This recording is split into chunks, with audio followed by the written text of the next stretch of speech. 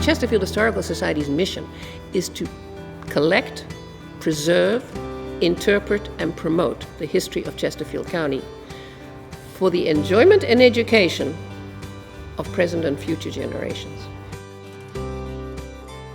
Officially, we were formed in 1981, and in a nutshell, the Society's mission or our goal is to both preserve and then promote Chesterfield's history for the enjoyment of current and future residents of Chesterfield. Where Magnolia Grange is now, that was going to be bulldozed, and we're talking now in the late 70s, early 80s. It was going to be bulldozed for a strip mall. And we had a lady here called Lucille Mosley. She was already working with the Museum Society. Her husband, Ed Mosley, served as a supervisor for Chesterfield County as well. And they were the power couple as far as saving history. Lucille, when she got wind of Magnolia Grange being threatened by a bulldozer, she went up in front of the Board of Supervisors and she said, "Over my dead body, this is not going to happen." She was instrumental in getting a separate, private, non-profit 501c3 organization established called the Chesterfield Historical Society of Virginia, chartered in 1981, and 4 years later saved Magnolia Grange. Our job is to save the past for the future. That is what we do. History is important. It's our story. It's our collective journey throughout history together. And it's important to remember history for a host of reasons. Knowing history gives you a sense of who you are as a people, as a community. If you don't have any sense whatsoever of where you came from or the trials of those who came before you, you may start to take things for granted. What's interesting about the historic sites here, we have 5 basically. We have Magnolia Grange from 1820. We have Castlewood, which is older. That's from about 1816, 17.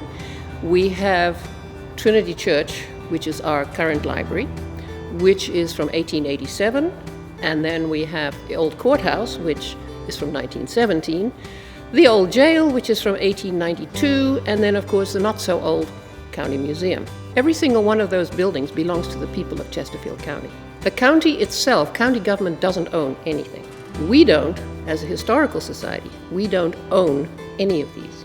The people of Chesterfield County, their tax dollars paid for these. The county maintains them, the Historical Society operates out of them. We also look after 8 Civil War battlefields, and most recently we helped save Point of Rocks. And the Society itself truly is a nonprofit. So we don't receive funding from the federal, state, or local governments. Our funding is through any events or functions that we hold, and any proceeds that we would get, and then also through private donations.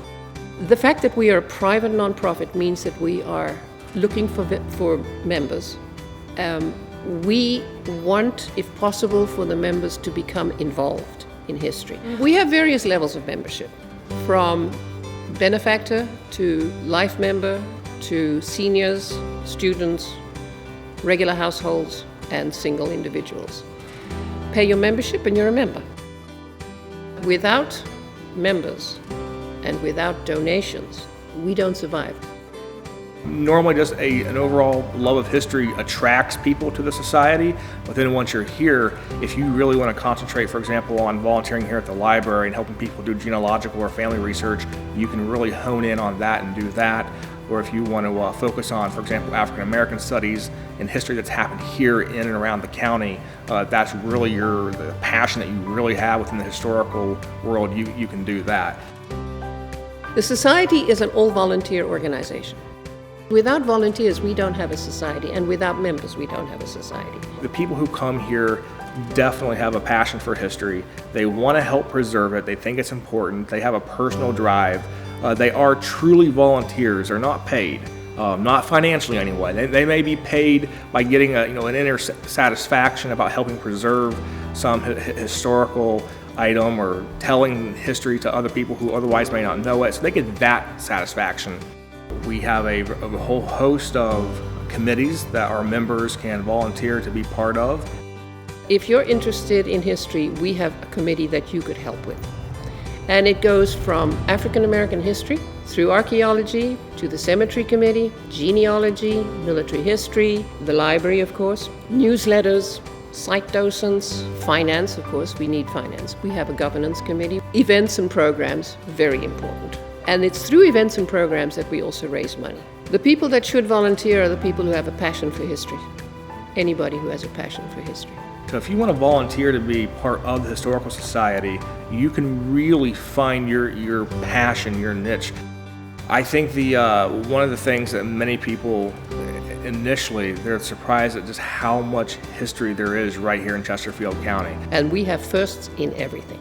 Coal mines, ironworks, the first hardtop road, it goes on and on and on. We have this whole long list of firsts.